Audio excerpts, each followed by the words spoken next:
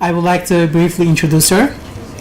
Dr. Siddiqi received her bachelor's degree in mechanical engineering in 1999 and a master's degree in aeronautics and astronautics in 2001 and received her Ph.D. in 2006, all from MIT. Dr. Afreen Siddiqi is a research scientist in the Engineering Systems division of MIT and also a visiting scholar at the Harvard Kennedy School. She is currently focused on developing multi-scale models of large engineering systems, and she is also developing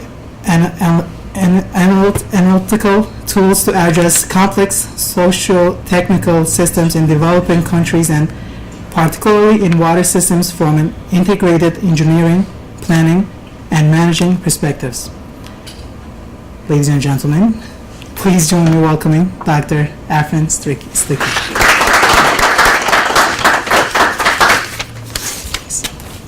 Thank you, Mohammed.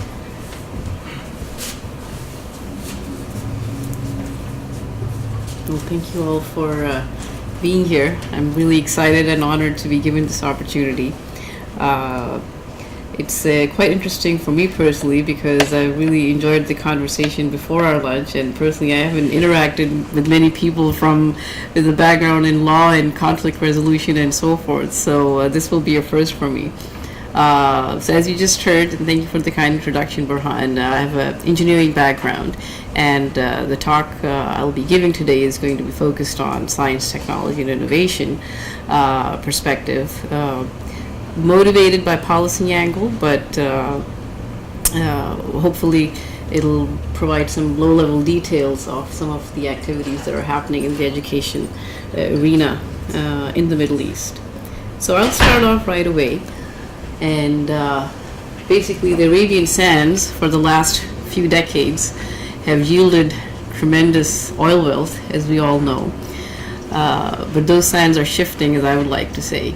And that oil wealth eventually is expected to be consumed at some point in time, and that time may not be very far away. So this is a figure from a recent report that came out in 2011 by Chatham House in England, in which they made a projection of what the oil exports for Saudi Arabia may look like in the next few decades. And the things don't look very bright. So what you see here on the gray line is the production that's expected in the coming years. So we can see that the production will continue to perhaps relatively stay stable or perhaps even increase at certain points in time. But what is happening at a very fast pace is the consumption, the local consumption in Saudi Arabia, driven by their population growth, driven by the high standard of living and so forth. So although they'll continue to produce oil, they'll be using more and more of it internally, which means that their exports are going to go down. This is where we are today. In 2013, the average 7 to 8 million barrels a day of exports for Saudi Arabia.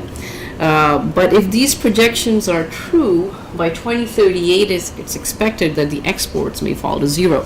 It'll still be an oil producer, but not an oil exporter, and that's the key difference one needs to recognize. Why is that a problem? The problem is that 90% or somewhere around that of the GDP of the country depends on these exports. Then it becomes a big problem. So this essentially is the reason why many of the oil-rich Gulf nations need to think of the post-oil future. Many people have constantly talked about peak oil and the oil wealth running out, but it's not just about oil running out. The oil will continue to be there. It's where that oil will go. And if it's being used internally at increasingly large fractions, then one needs to think about where the economy, how the economy is going to be sustained, what the GDP is going to be based on. And essentially, the governments and policymakers need to think about training their local population and creating a workforce that can move beyond just a petroleum economy. So I won't belabor this point any longer, but the key point I just want to highlight is that this specific future may not unfold exactly as shown here, but the key thing to recognize is that there's an urgent need for change in policies. So I showed you where the oil or the earnings to look like for some of the oil-rich Middle Eastern states. Another key factor that is gearing up and is becoming very important in the Middle Eastern countries, North Africa region, is that of population. So I'm going to show you a pyramid for Egypt, and this is not the pyramid of Giza. This is the pyramid of the population in Egypt.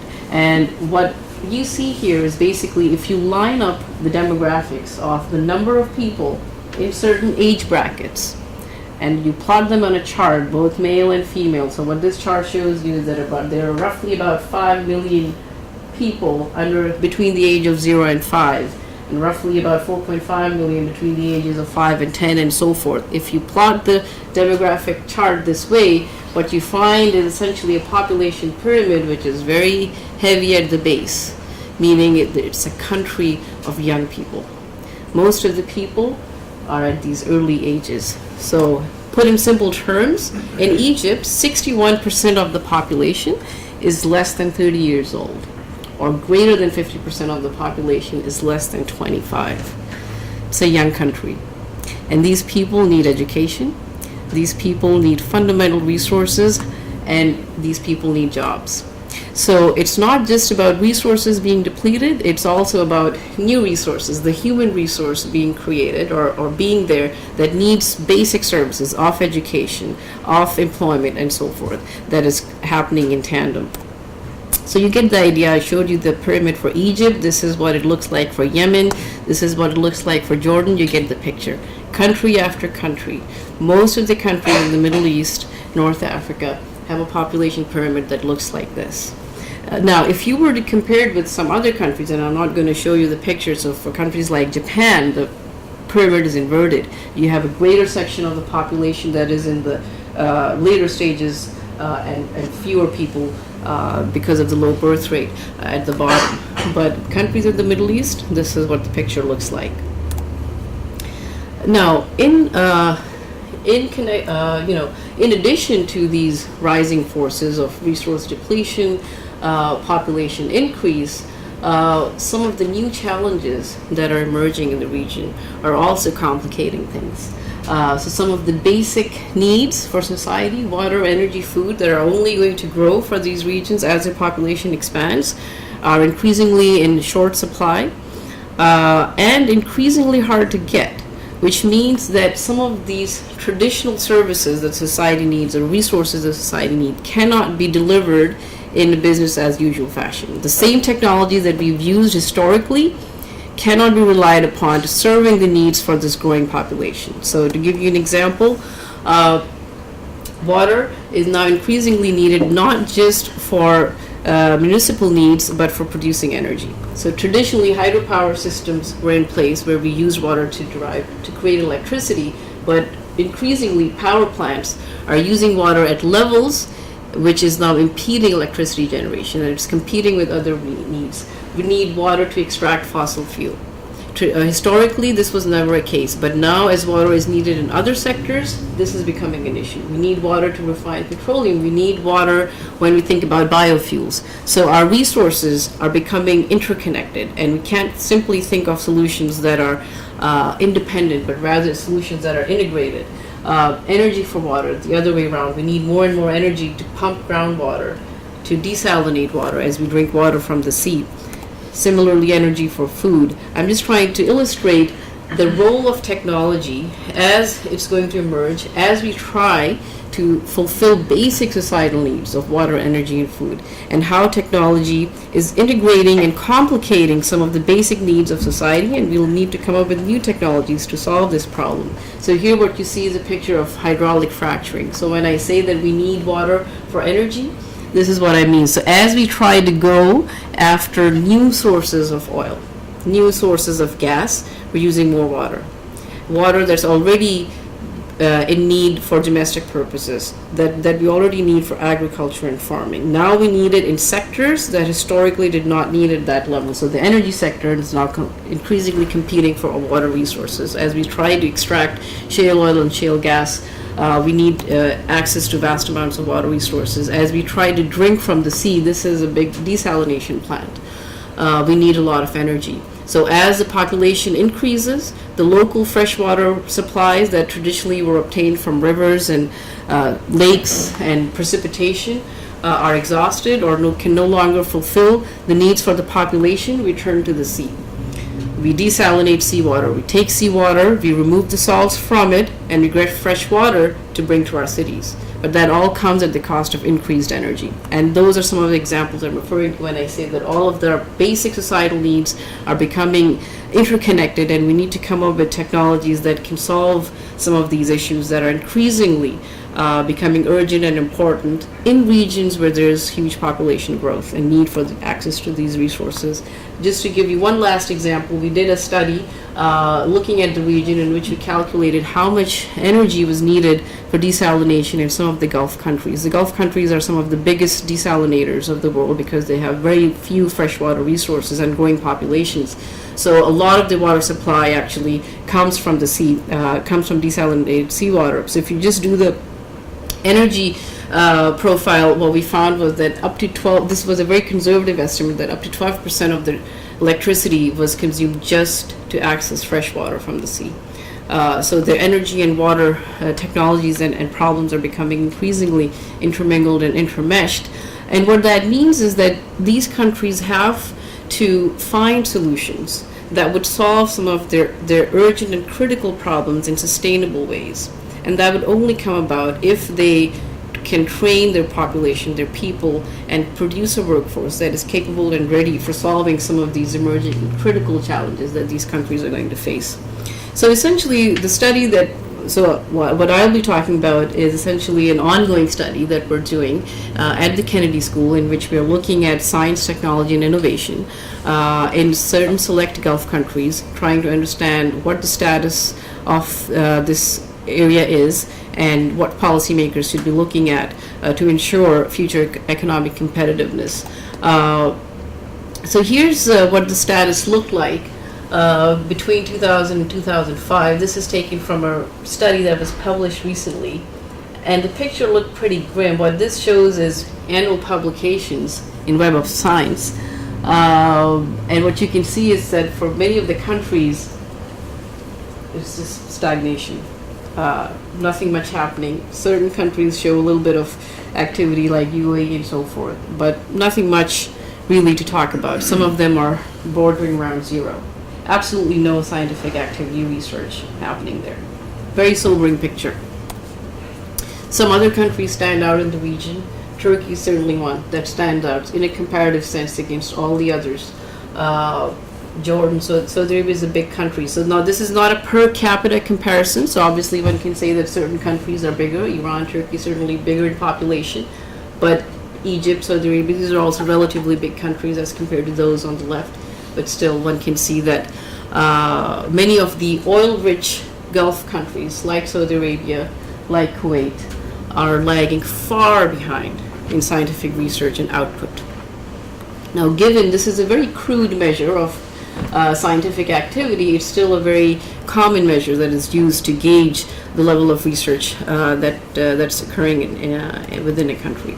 So oil-rich and science-poor.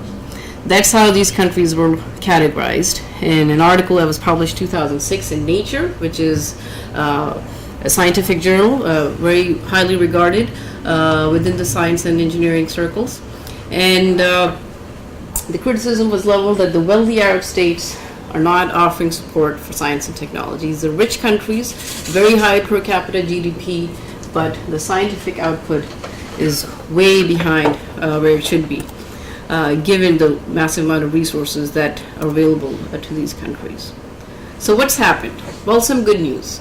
Over the past 5 to 8 years, I would say, certainly one can see that policymakers have taken note. And a number of new initiatives, new universities, new institutions seem to be coming up that have been established, and there's a lot of activity that one can certainly witness that's happening in some of these countries. So Master Institute, I'll give you a few examples. A Master Institute of Science and Technology, this has been established in collaboration with MIT, where I spend some of my time.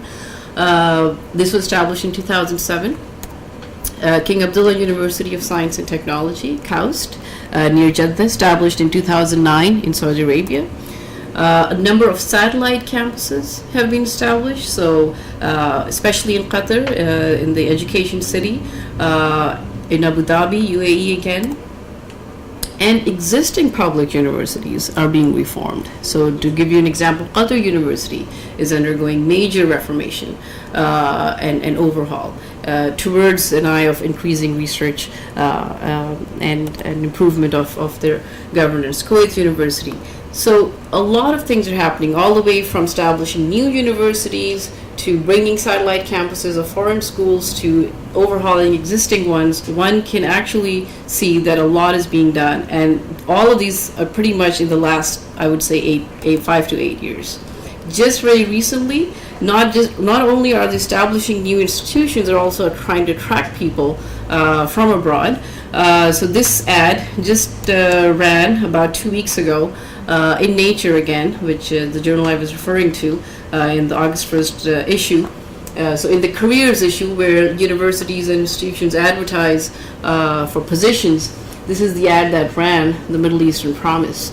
And they ran a feature on how new universities, this is NYU Abu Dhabi, I think that is KAUST, I don't know which one that is, are trying to recruit and attract young foreign talent to come and conduct cutting-edge research on their campuses. So a lot is happening for sure.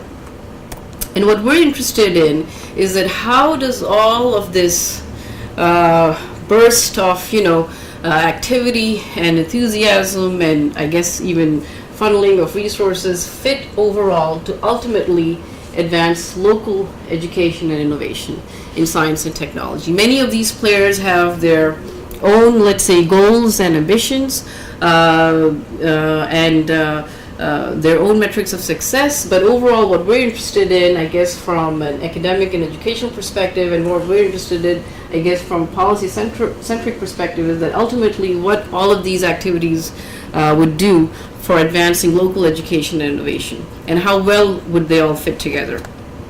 So I come from a systems engineering background, and that's what I'm trying to bring to bear on this issue, which is that essentially what you want is systems thinking. You want to essentially create a total system of knowledge creation, dissemination, innovation, and entrepreneurship to function as an integrated whole. So some of these activities of creation of new universities, attraction of new talent, satellite campuses, funding for research, they're all pieces that should all fit together to form an integrated whole of advancing desired socioeconomic objectives. And that's what we're interested in investigating. So looking at the whole spectrum, going from K through 12 education to business and enterprise, to business enterprises, and everything in between. Because ultimately, this is what we want. We want to create innovators. Given the population demographics, given the age demographics, and given the needs for those countries, ultimately you want people who can create their own jobs. That's the promise of innovation. The public sector cannot provide for an infinite future jobs for its population, which is typically the case in many of these countries right now. The biggest employer is typically the public sector. What you want is to create a workforce or educate your population that when they come out, they're capable of creating their own jobs. And that's innovation, and that's the business enterprises. So ultimately, this is where you want to focus your attention to. So in our study, we're looking at three aspects: what the current state of higher education and research is, who the actors and institutions are in science, technology, and innovation sectors, and what the barriers are to local research and technological innovation. Why is it that these countries that are some of the richest in the world do not produce and are not leaders in scientific innovation and advancement? And although they've been throwing money at the problem for the last 5-8 years, are there important barriers that should be considered and should be brought down to address some of their goals? So the 4 countries we're looking at in our study are UAE, Kuwait, Saudi Arabia, and Qatar. They're similar, that these are all oil-rich nations, very close in geography, but they're also different. Saudi Arabia is a big country, population around 25 million. Qatar and UAE are much smaller countries, population anywhere from 2 to 5 million. and obviously very different fraction of local population versus expat population and so forth.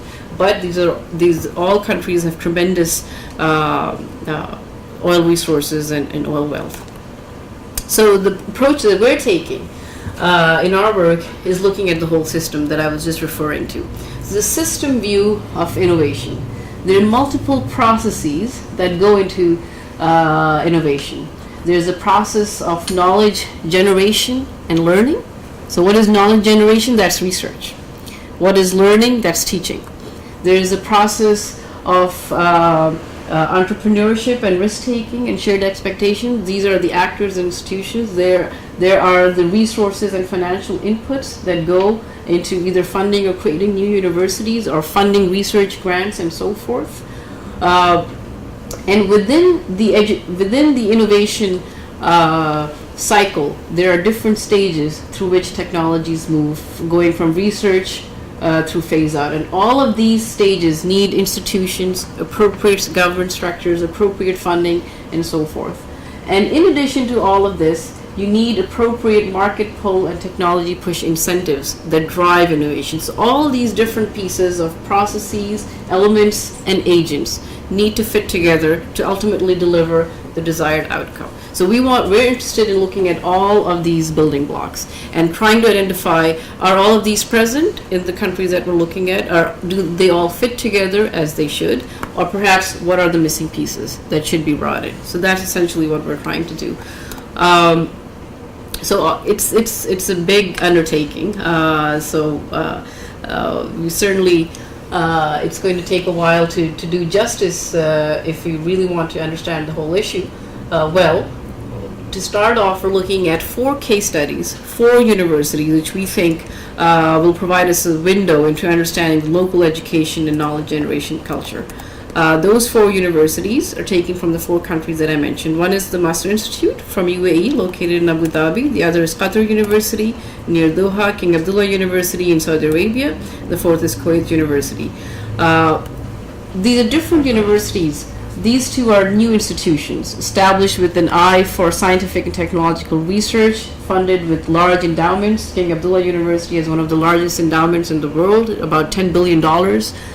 These are older institutions, state institutions that have been there for a while, but now they are undergoing changes to essentially bring them at par with some of the new initiatives. So keep in mind that our 4 selected universities are also very different in nature. Profile of these 4 institutions. The first one, Master Institute, established, as I said, in 2007. It's a small school, about 63 faculty. When I sort of looked at the numbers last, 250 student body, and it's a graduate school, just masters and PhD. This is not an undergraduate institution. And this is their vision, to be recognized as a regional and global model for research-intensive universities. Something interesting to think that they view themselves or want to position themselves as global leaders, something which is certainly new for the region. The strategic research areas that they are interested in are water, environment, and health, and one can see that they're focusing on some of the key issues that are especially relevant to that region. So that's also interesting to note. King Abdullah University is bigger than Master. Also a graduate-only institution, offers just masters and PhDs, and the vision, again, it's going to be a globally renowned graduate university. That's how they want to position themselves. Very interesting to see. Again, it remains to be seen how well they do on this, because you can see these are very new institutions, but it's still, I think, interesting to note that at least this is the vision they're laying out for themselves. These key strategic areas, again, somewhat similar but different. Energy and environment, but they are more focusing on some of the different things such as bioscience and bioengineering as compared to Master. Qatar University, like I said, this is an older institution, so they seem to be more nationally focused. So it's a model national university in the region, and it's a bigger university, student body of greater than 12,000 students. And this offers all the way from degrees all the way from bachelor's to PhD. So more traditional public university that one would imagine. Kuwait, and one thing that I would like to point out in Kuwait University was that they are big on this. One of the new key strategic areas that they've identified is social change and identity. This is something that they're certainly grappling with.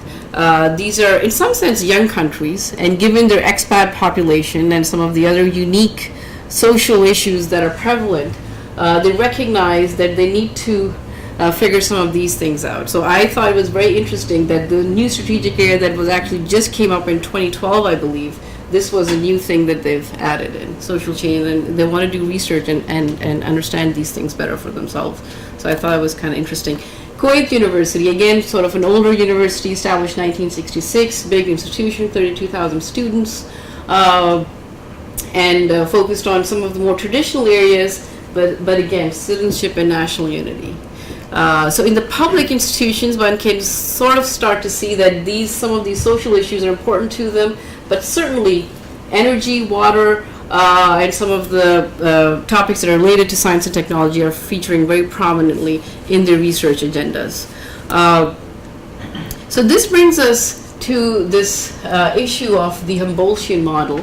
And this was brought to my attention by one of the founding deans of KAUST, who actually, I had a conversation with him last year, and he was the one who mentioned that KAUST has been specifically modeled after the Humboldtian model. And what is the Humboldtian model? Well, that's the model that most universities in Europe and the US currently follow, research universities currently follow. And this is a 200-year-old model in which the idea was that universities will not be just vocational schools for professional training. They're not going to have big libraries where they're going to store knowledge. Rather, universities are going to create knowledge. And this idea was, the German thinker and philosopher Wilhelm Humboldt is credited with it, and I think part of it because he also championed the establishment of a university based on this idea. So he's credited with this idea. But this happened about 200 years ago in Europe, and what we're witnessing now is that those are now specifically being applied to the new institutions being established in the Middle East. And that is something new. I originally come from Pakistan, and that's not the basis for most universities that are there. Research is not the basis for universities. Universities are largely teaching institutions there, and that has been the case in most other Middle Eastern universities as well. And it's interesting and I think heartening to see that this transition is now occurring where research is taking front and center in shaping the university agenda, where they think that universities shouldn't be just repeating and storing knowledge and just transferring it, but they should be creating knowledge through research. So can we see it in the new vision statements and some of the new activities? Yes. So KAUST in the vision statement, they specifically allude to the fact that they want to make significant contributions to scientific and technological advancement. Qatar University, high quality education and research. Master, they want to be recognized as a research intensive university. It comes up again and again. So these universities want to be players, global players, in creating new knowledge that is relevant to them and perhaps ideally, hopefully, for the rest of the world. And I think that is certainly, I would call it the beginning of a new era of education and research in that region that has largely been missing since, I would say, the last 700,000-800,000 years. So, well, if research is a big deal, then how are they faring? How do we measure that? Well, as I mentioned, looking at the number of publications coming out of different countries and universities is a first good measure, and we did that.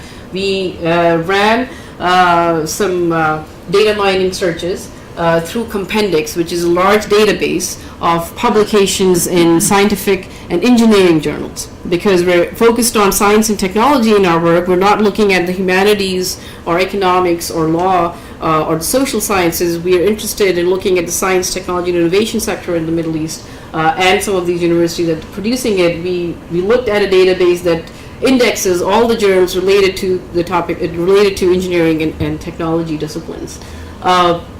So what you see here is total number of publications for each year in which at least, in which the country of origin is listed as one of these countries.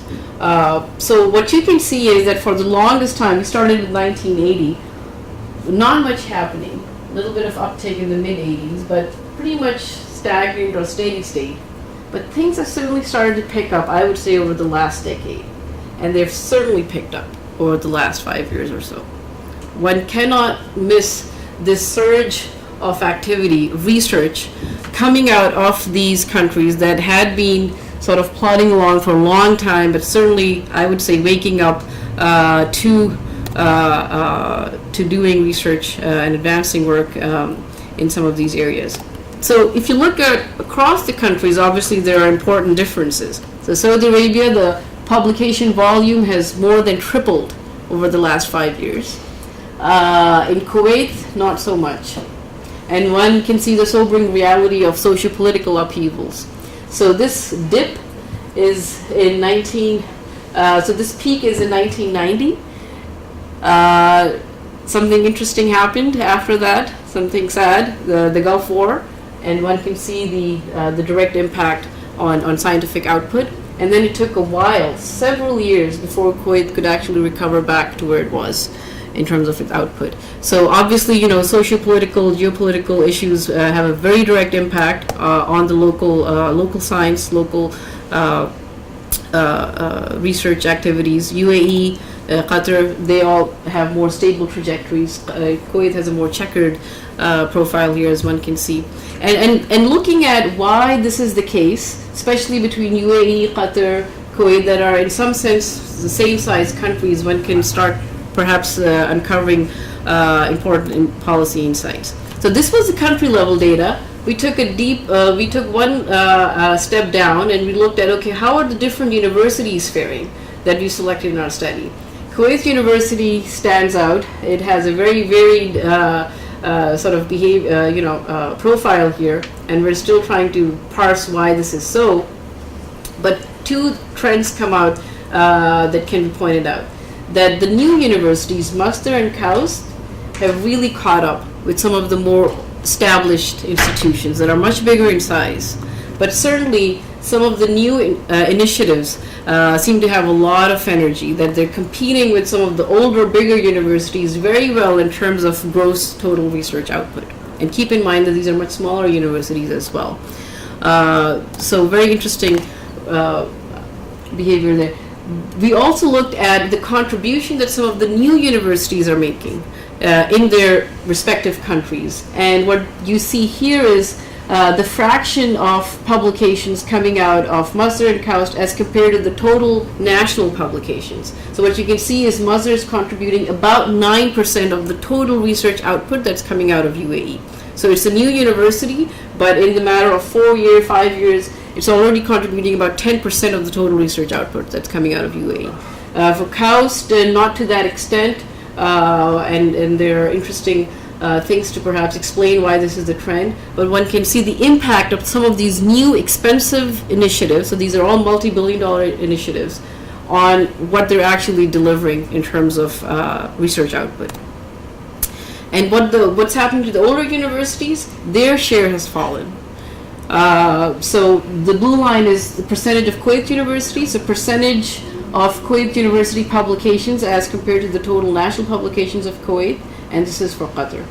But this is not to say that their research has declined. You saw the increasing numbers. In absolute numbers, they're producing a lot of research. Their share has diminished because new players have come in. New universities have been established, there's research happening in satellite campuses and so forth. So it's interesting to see how the relative importance, if you will, of some of the old state schools is now faring up as new players enter the scientific research sector in these countries, and what their influence and what their share would be in terms of research output.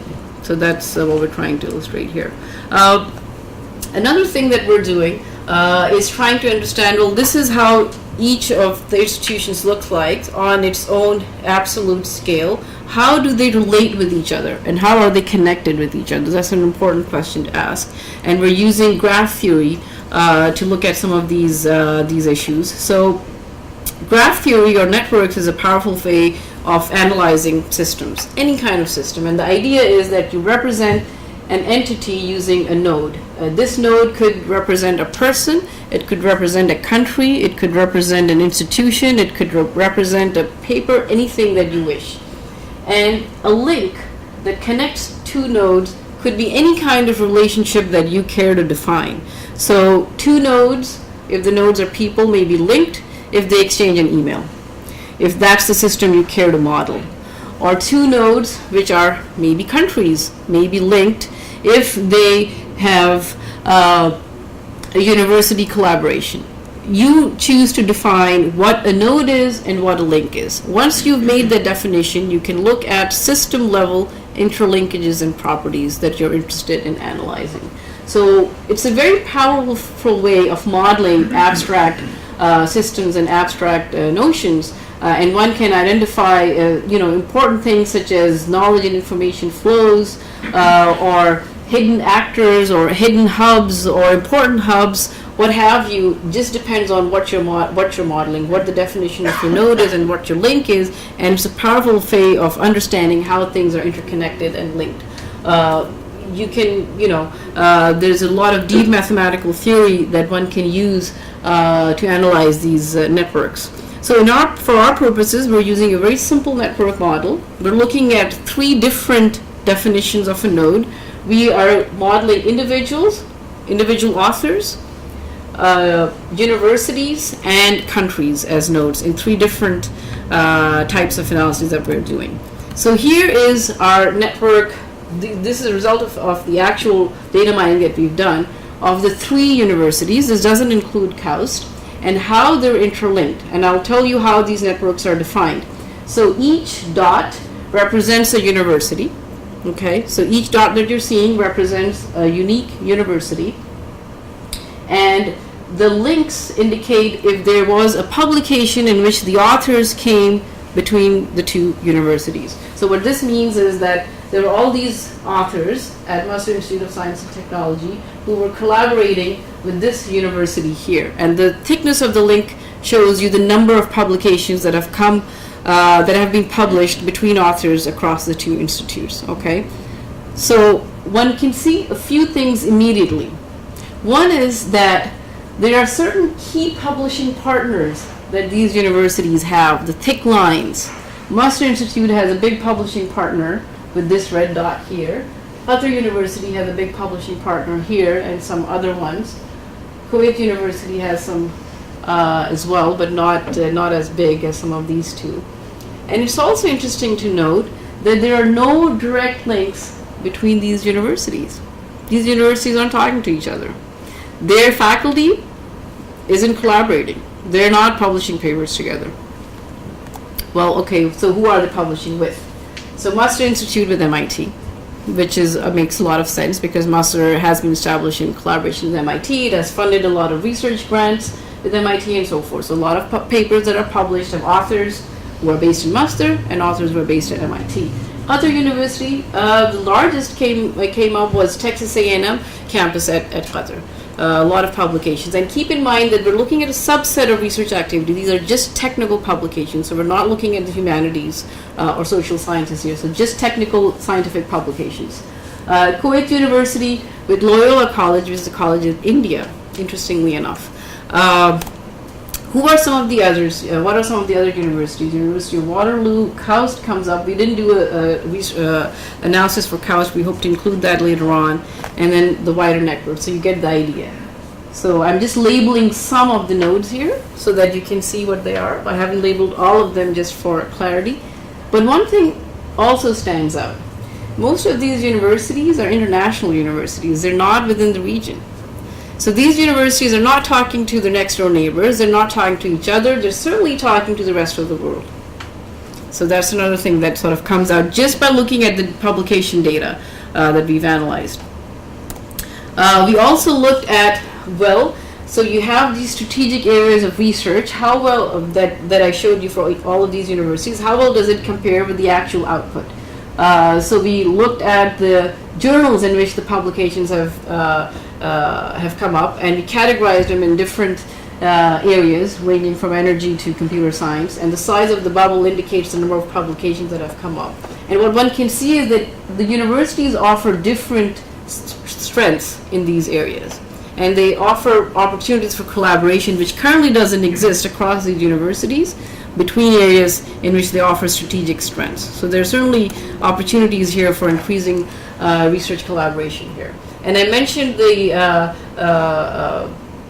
fact that the countries or the universities seem to be collaborating with institutions that are located in other countries. That's certainly the case. Here what you see is a map on which we drew the number of publications in which Kuwaiti universities were collaborating with different countries. So what you can see is in the year 2000, there were 15 different countries with which publications from Kuwait were connected with, a total of 194 publications. And by the year 2010, the collaborations have intensified with certain countries. So for example, the US and Egypt, and new collaborations have come up, Central Asia and Europe and so forth. So certainly the international network seems to be increasing and intensifying. And I'm just showing you an example for Kuwait here, for not all the 4 countries. And that seems to be a good trend. So I'll show you the highlights of a recent paper that came out just a few months ago, in which essentially the idea was put forth that we've entered a 4th era of research. So we've progressed from the individual to the institutional to the national to the international now. And research is essentially going to be, the next stage of research is going to be between elite research, international research groups. That's where the next stage of research is heading. And essentially, they did a study in which they looked at the research in the UK and the US, and looked at the level of domestic research and research in which authors from different countries were collaborating. And both for the US and UK, what they found was that the share of purely domestic research was decreasing. So the red line that you see here, both for US and UK, shows the share of papers in which all the authors come from just the US, or all the authors come from just the UK. That's a domestic paper in which the research is purely based in one country. And the share of international research, basically a paper in which authors from different countries are collaborating, has increased. So it's very striking to see how the structure and shape of scientific research is evolving, and that pure domestic research is decreasing and has continuously been this way over the last 20 years. So this is actually, so what they concluded was that in this new age of internationally shared data and research, the question is going to be who has the skills to exploit knowledge assets the fastest, not who owns them. So it's not about ownership anymore, about who owns the knowledge. In the age of big data, accessible data, open data, the big question is going to be countries who can access and use that data the fastest, not about who owns them and who protects them. And who can do this fast? When you have a locally trained workforce. So this is again showing the impact of foreign collaborations and the citation impact that papers have in which authors collaborate across countries. So it's a great trend. When we saw that in the Middle East, the international networks are increasing. So that's certainly a very promising trend that we found.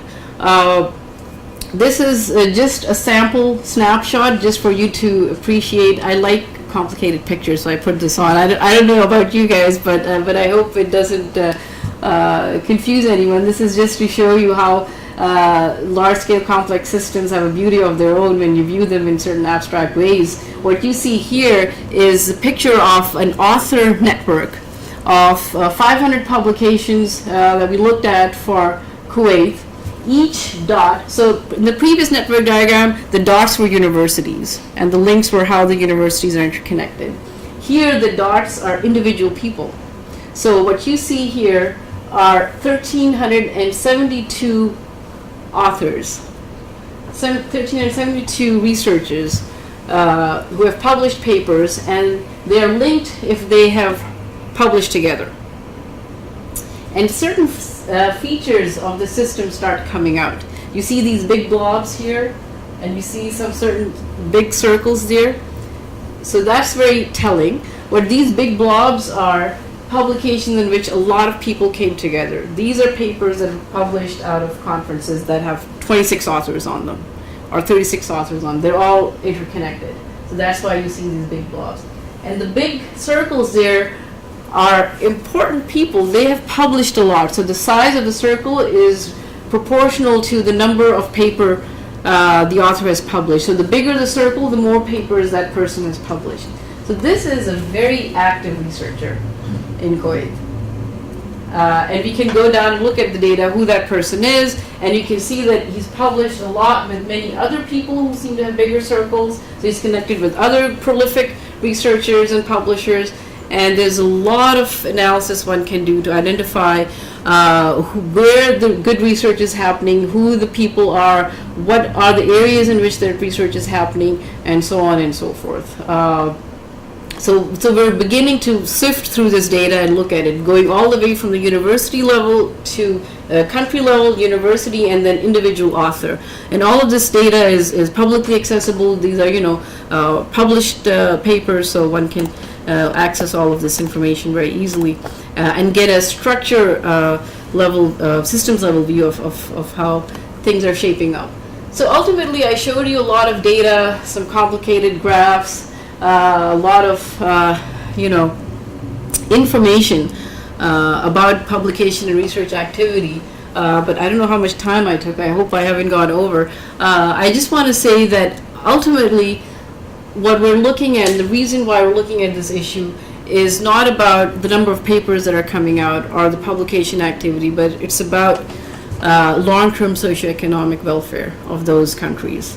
It's ultimately about impacting the lives of people, and science, technology, and innovation is fundamentally connected with that. So looking at local research, so what you see here is a hydroponics research in Jordan, a system that has been set up by a Ph.D. student in Ajloon, locally manufactured drip irrigation systems in the Jordan Valley, photovoltaic and solar water heater systems, all locally developed, locally manufactured, and locally researched by students in the area that are working together to transform and solve some of their important issues of agriculture, food, and water.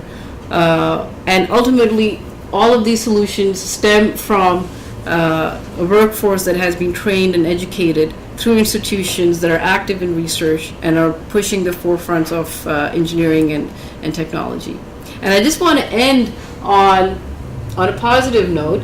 So in the beginning, I showed you the sobering data of the flat lines and almost the non-existing activity that was happening in the region in terms of scientific research.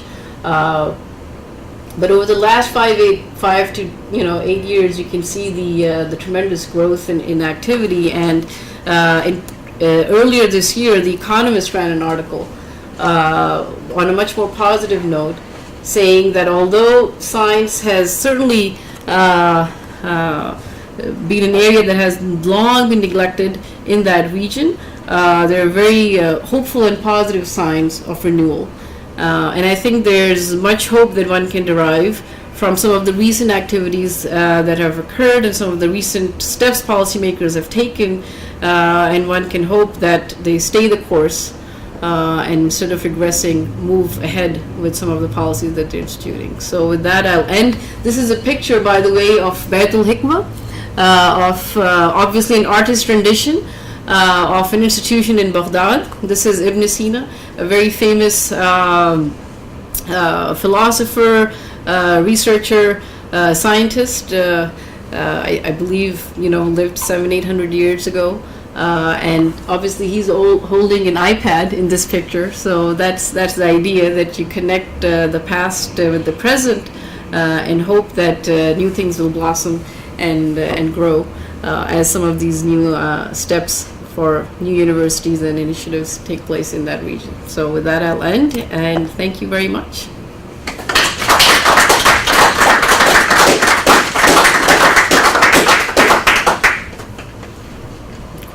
Yes. I was doing research on energy many years ago, and master and college also caught my attention, and I did read about these institutions. And what I realized is, though, you also mentioned these institutions are actually not self-start. They get their information from MIT, Oxford, European universities, and whatnot. And I also realized that from other readings, they hire a lot of international researchers, Yes. foreign researchers, and I think that explains why they do collaborate with the world, but not with each other. Yes. And there's another fact that these countries, they are all oil rich, and there are a lot of incentives for their own citizens, where they get free money from their government, and they don't do an Arab Spring. Yes. If they want to do it, they just increase their salaries, free salary. Mm-hmm. And then the outcome is these people really don't care much about science or advancement because they get free money anyway. Mm-hmm. So with that picture, and I know that these foreign researchers, they're there because they get a lot of oil money as salary. So, I mean, the big picture looks like it's not sustainable for the future of this region. I mean, for the last 5 years, it may look, nice, the increase in the publications, not as much as they paid, I guess. But in the long run, maybe it is a good thing for these countries if they deprive of oil, or if they deprive of oil exports, and then they need to return to their own resources, educate their people more. Maybe it's a good thing for them. I don't know what you think about it. Yeah, I mean, certainly, I think what you're saying about most of the research being conducted by researchers coming from other countries is certainly true. That's absolutely the case. Most of the faculty, many of the students are actually international. And they are certainly trying to get their local population to enroll both as students, or trying to recruit them from abroad, some of their trained people back as faculty, but certainly the percentage is way below 50% even, so not even half of the faculty and student population in certain cases is local. Although in Mustard, the student population, they say now, is about 50%, so 50% international, 50% local. But certainly there's a big international chunk. And that's certainly true, I think, and it's going to be true for some number of years to come as they try to build capacity. But what I also have found through interviews and discussions is that there's a lack of alignment of the incentives. The local people, the local population, as you said, is certainly very well looked after through Social Security, and they do not see the value in pursuing rigorous Ph.D. and spending time in the lab 5 to 8 years. We're talking about scientific research here, which requires you to spend a lot of time slogging away in a laboratory. They don't see the value for choosing this lifestyle when they're very well looked after by the government. But on the other hand, as you saw, I mean, the king of Saudi Arabia endowed $10 billion to create cows. So at certain levels of government, they do see the value of creating institutions that are going to enable their people to ramp up. But although they're creating the institutions, the lower level incentives for the local population have not been matched. And at some point, I think they'll have to do something about that. There are very deep political reasons why they have not touched some of those incentives for the people. But at some point, unless they do that, they won't see the rise in numbers for the local people enrolling in some of these degree programs, pursuing careers in science and technology. I mean, I was just talking to somebody yesterday and said that although a lot of people get degrees in Saudi Arabia, and we were talking about women, he said most of them are just liberal arts degrees. So you need everything, but if most of the population is going after a degree in literature, that's not going to help your scientific and engineering workforce. So certainly those things are there. And what I have been told is that they want to pursue a policy that is slow-paced. So they're creating the institutions and creating the foundations, if you will, but they're not pushing the people hard. They don't want to do that right now for various political reasons. Yeah. Creating the incentives for science and technology. I'm familiar with the old Soviet Union model that the science and technology students were exempted from military service, which is a big incentive in the old Soviet Union. This is why, after the communism collapsed, so did their science and technology. Everybody went into business. Is there any? I'm not really familiar with these countries as far as their national service. programs are, if they do face something like national conscription, their countries may want to consider this as a little incentive. That's a very interesting question. As far as I know, I'm not aware of any mandatory service that has to happen, although I could be mistaken because honestly I have not looked into this question specifically, and I don't know how it is for some of the smaller countries like Qatar and so forth. But that's a very interesting question. But overall, I am not aware that there's any large-scale mandatory military service that's instituted there. I mean, one idea that I've heard floated around is that, okay, as an incentive, the local population gets very comfortable with Social Security, perhaps you increase it. Instead of taking it away, which is not going to be politically palatable, you increase it for certain people who are willing to invest time in getting advanced degrees. Well, strangely, the military conscription system has a history of creating a great boost in higher education.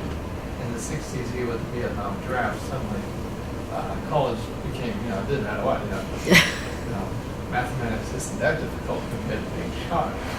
But I was a little surprised to find out it actually worked the same way in the Soviet Union too, which is somewhat similar situation where they more or less took care of everybody about the same. Yeah. But that was that. Yeah. They kind of removed one of the irritants of the society. No, that's certainly a very interesting comment. Yeah, I'll definitely look into that. Yeah. Great. Yeah. Just out of curiosity, in your initial slides, you show this trend, the export of oil to your countries. Yeah. It's going to be depleted within the next 30 years. So, again, this is just an estimate, so who right, knows? Yeah, all these estimations. Yeah. And the next slide or two, you show that the oil production is highly dependent on the water source that most countries have. And apparently they don't have enough source at this moment, and it's mostly unlikely that they will have in the next future. And I was wondering, it seems contradictory to me that the export is going down. In the meantime, they need extra water sources, and these countries are exporting oil to those countries where they have a lot of water sources. I don't quite understand how will they keep the balance, because these countries who have water sources are highly dependent on oil, and if you just stop exporting oil to those countries and importing water to your country.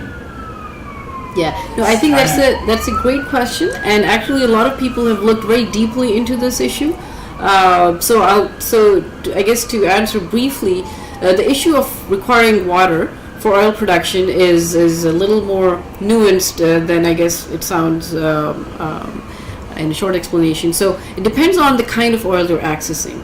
So you need traditionally the amount of water that you need. You inject water and then you get basically oil out in a normal conventional oil and gas resources as they're called. A lot of those conventional resources exist in Saudi Arabia and many of the other oil-rich countries. They're very easy to access and get to. Some of the new resources that are now being accessed, like oil and shale formations and so forth, the shale revolution that we're having, the natural gas revolution that we're having in the U.S., those types of oil and gas resources require 100,000 or several thousand times, 100 to several thousand times more water than is needed for conventional oil recovery. So those types of deposits and formations need a lot of oil, as the case need a lot of water, as is the case in the U.S. But in these countries, it's still pretty easy to get the oil out without not using a whole lot of water. And the other issue is that they have historically not used fresh water for oil extraction. So they typically use brackish groundwater. In some cases, they even bring in seawater and desalinate to basically extract their oil, because it all ends up about being economics. You can bring in, the salty water and desalinate it and use it to extract oil. or perhaps not desalinate entirely. Your system corrodes basically if you're using salty water. That's the whole idea. It ends up about being cost, looking at the cost of what quality of water you're using and the oil that you're getting out of it. So far in some of these countries, the water resources have not impeded oil recovery and oil extraction. In the future, it may, if they continue to use up their easy to get to oil resources and then try to go after the hard ones for which you do need more water. This is certainly a case in Jordan, for example. Jordan is certainly a good example. In Jordan, they have the world's 4th largest deposits of oil shale, which is basically rock that contains kerogen. So when you heat that rock, you basically get an organic substance. You can essentially burn that rock and use it as a fuel, if you will. It's a very dirty fuel, but it's there. It needs a lot of water, though. So Jordan has not been able to access that petroleum resource because of lack of water, and also fundamentally because of lack of cheap technology. It's still very expensive to use that technology, but water is certainly a big case in that. So that's the case for Jordan. But some of these countries like Saudi Arabia, Kuwait, they have the conventional resources that are still easy to get at. But in the wider region, yes, the oil and water start to compete. So it's a complicated answer, but I hope, yeah. Amazing research, by the way. It's good work. Looking forward, can you help us understand how are you going to use this research to help the region, innovation, and maybe advising the universities to collaborate? Yeah. So what we're doing is, so right now the state of the work is simply to look at what systems look like, who are the universities, what are the big universities, how they're working, and so on and so forth. And hopefully we plan to come up with policy recommendations. So like I said, this is funded by Kuwait Foundation for Advancement of Science.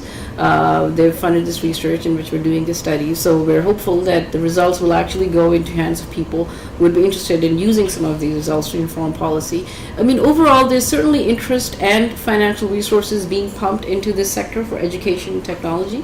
And I think if there's anything meaningful to say, especially there are certain things that are coming up. Although I mostly touched upon the scientific publication and output, one of the biggest issues that are coming up when we interviewed people are the socio-cultural aspects. And coming up with intelligent solutions of how do you deal with the socio-cultural aspects is going to, I think, trump some of these more mechanical issues of increasing the publication level.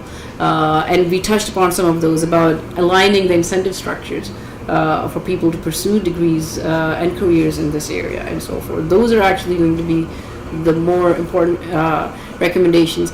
But it's easy to sort of just say that yes, people need to pursue these degrees and they need to create incentive structures, but what? That's the big question we're really trying to get at. And it's not that simple to simply say that take away the social security benefits and let people find their own jobs. That's not going to happen. So it's really coming up with some creative ideas is what we're looking at. And why we engage with, I guess, this community and people like you who can offer perhaps creative solutions for addressing the socio-cultural issues in a creative and positive way that would make a real change. Yeah. Thank you, Dr. Thank you. And thank you all for coming.